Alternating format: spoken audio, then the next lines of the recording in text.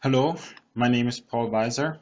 I'm a PhD student at the Medical University of Vienna, and today I will talk about the reconstruction and coil combination of undersampled concentric ring MRSI data using a graph unit. MR spectroscopy imaging is an imaging modality that has many applications in medicine, as it allows the identification of various biochemical substances.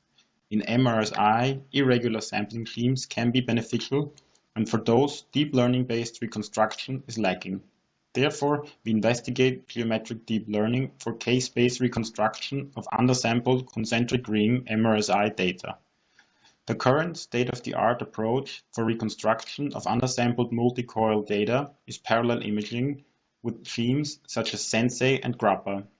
The second is a kernel-based approach and therefore naturally gives rise to deep learning-based methods.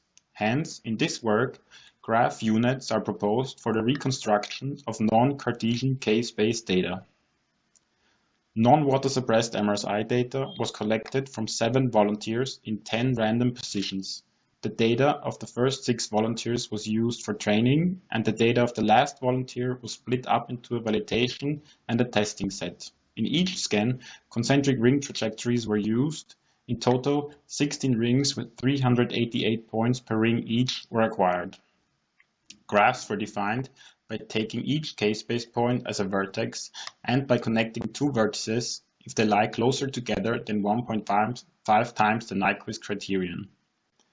Undersampling was performed by fully sampling the inner 6 and then skipping every second of the outer rings.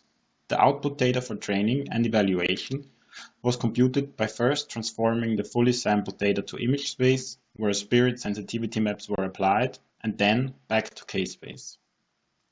We evaluated 2 models. The first network, which is referred to as GNN, consists of 4 Gaussian mixture model convolutional layers, each followed by a tan activation function.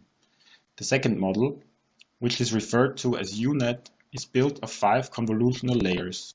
The first 2 are followed by a max pooling layer and the ReLU activation.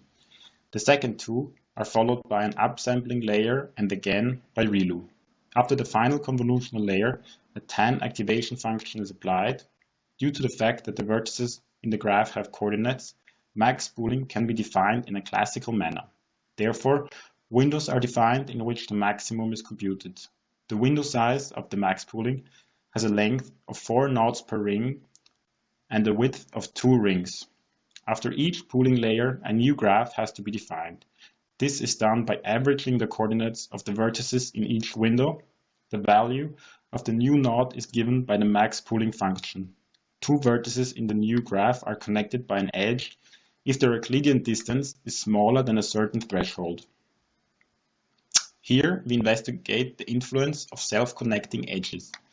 By a self-connecting edge, we mean an edge that connects a node to itself. Its influence on the training of different GNNs is evaluated by omitting it during the training.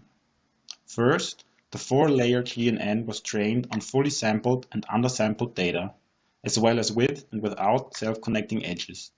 The training and validation loss computed by the mean squared difference is shown in the left figure.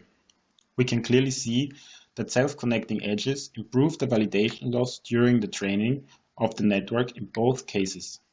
In the right figure, the training and validation loss of the graph unit with undersampled data with and without self-connecting edges is plotted.